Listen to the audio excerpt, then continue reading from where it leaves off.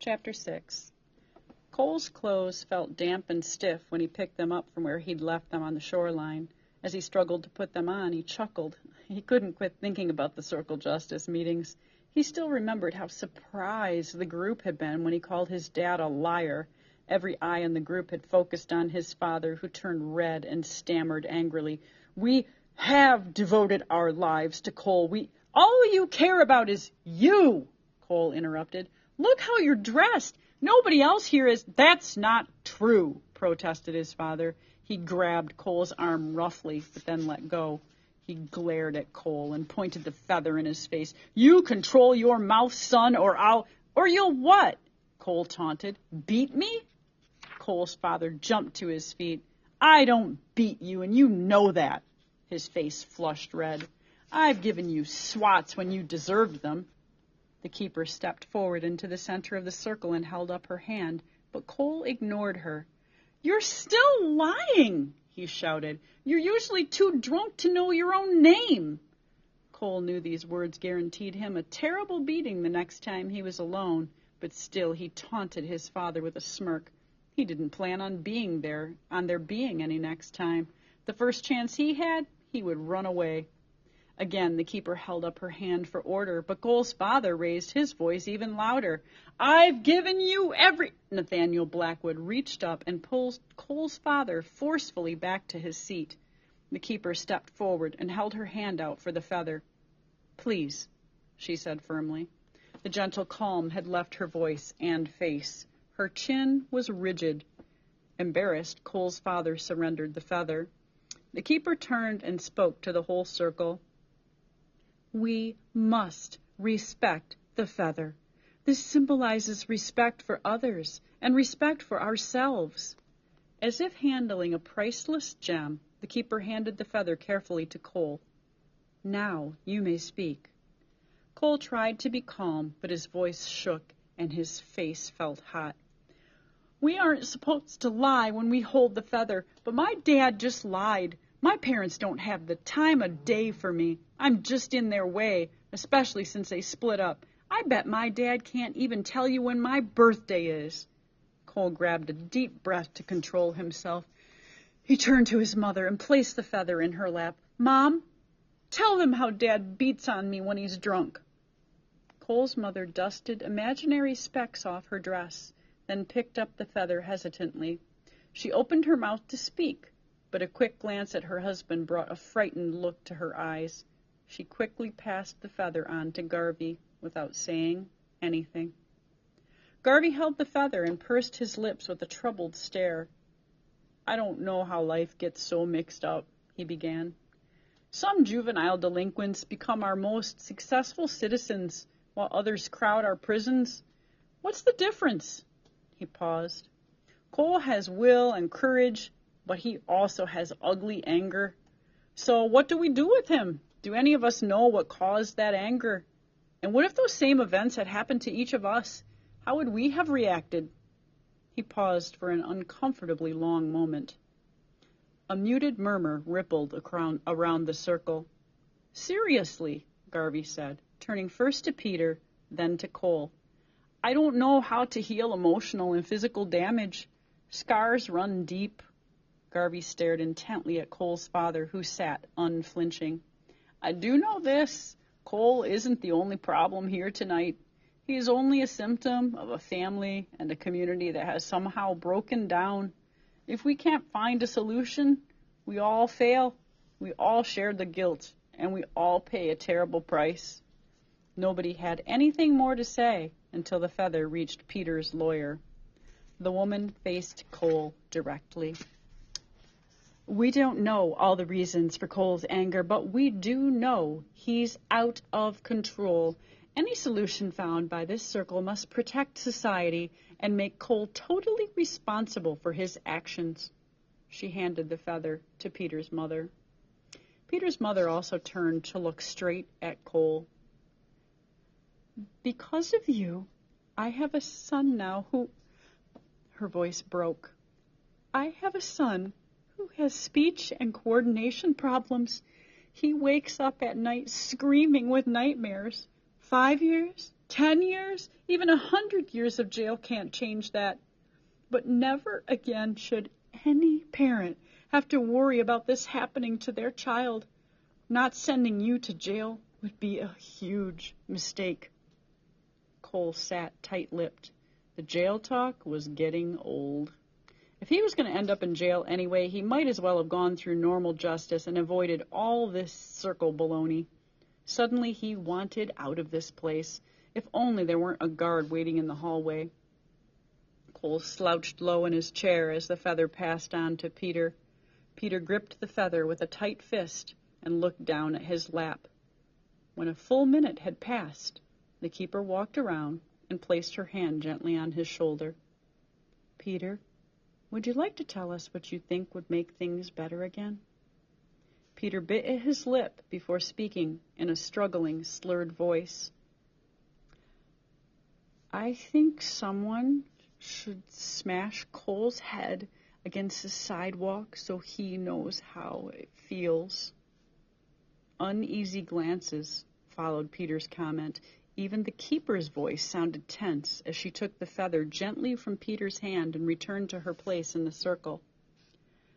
Tonight, raw feelings have been expressed like a plowed-up ground, she said.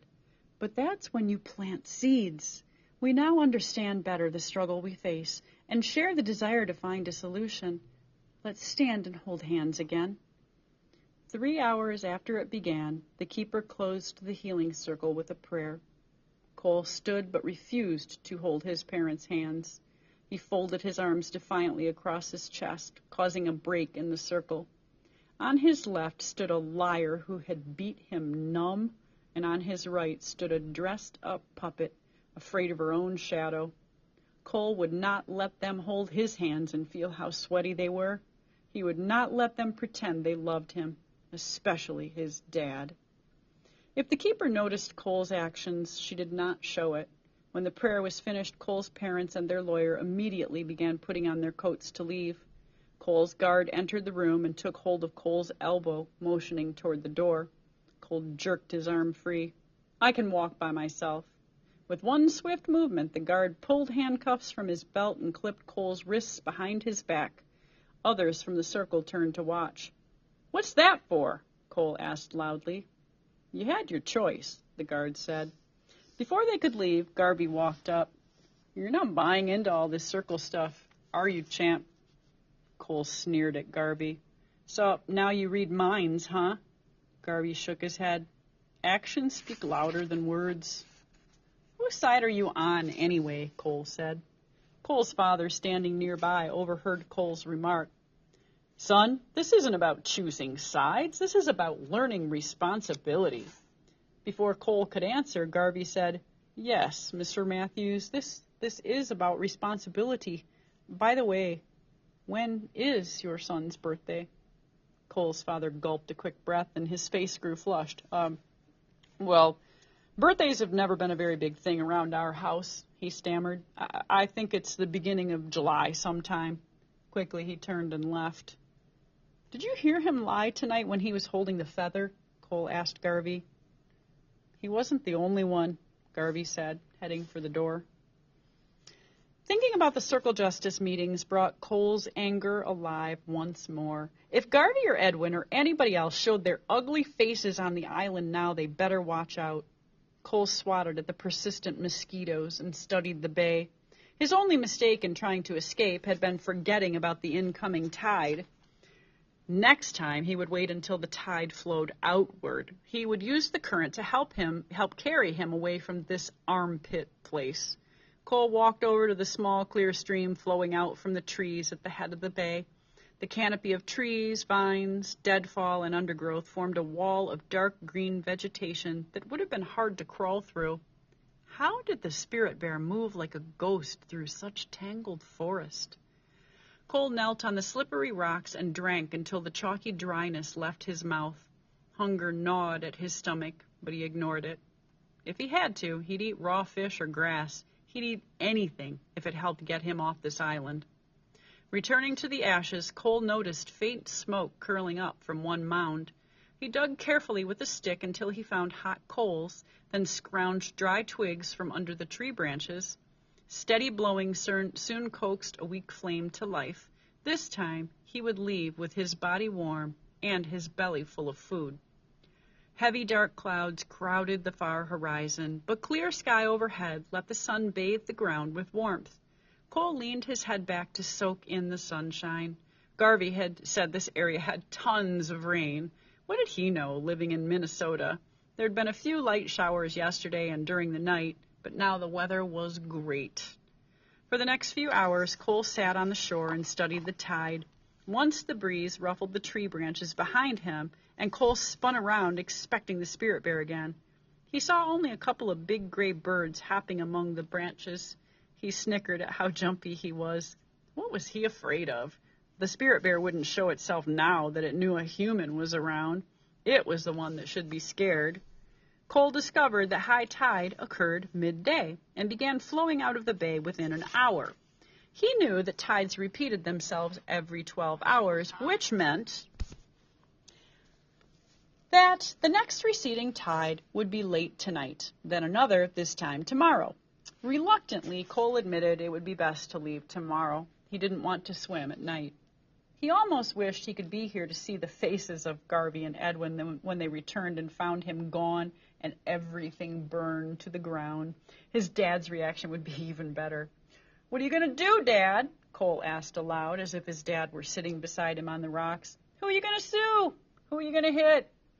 Cole knew what his dad hated most about this whole situation was that his son wasn't something that could be fixed with a lawsuit or a stiff drink. The only solution was to hit Cole harder, and that hadn't helped either. Cole remembered once when he had disobeyed his father and come home late. After being strapped until his skin was raw with welts, he watched in horror as his dad paused and turned the belt around with his big knuckled hands. "You think life's a game? You think you're in charge? You think I'm a big joke?" his father shouted as he started hitting Cole again, this time with the metal buckle end. Again and again, Cole screamed, Don't! I'm sorry. I came home late. I'll obey. Please, Dad, don't. Life's not a game. Please stop." As Cole kept screaming, his dad kept hitting him. That night was the only time Cole's mom ever said anything in his defense. She came to the doorway, a drink in her hand. "Honey, you're hurting him," she said. Cole's father spun around to face her. "You mind your own business or I'll use this thing on you." Cole's mother retreated down the hall, but the strapping stopped. Cole stood and stretched. Going to an island had seemed like a good idea after being locked up for 3 months. Now it seems stupid. It was mainly Garvey's fault. After the 5th Circle meeting, when Cole had grown frustrated by all the references to jail, he had finally pleaded with the Circle members. "Why can't you just believe me when I say I'm sorry and won't ever hurt anybody again?" Peter's lawyer had asked for the feather. "All your life, you've lied, manipulated people, and tried to avoid consequences," she said. "There is absolutely no reason to believe that you have truly changed inside." "Great. Then get rid of me," Cole said. "Send me someplace where I'm not in your face and can't hurt anyone. But why do I have to go to jail?" "Cole has a point," Garvey said.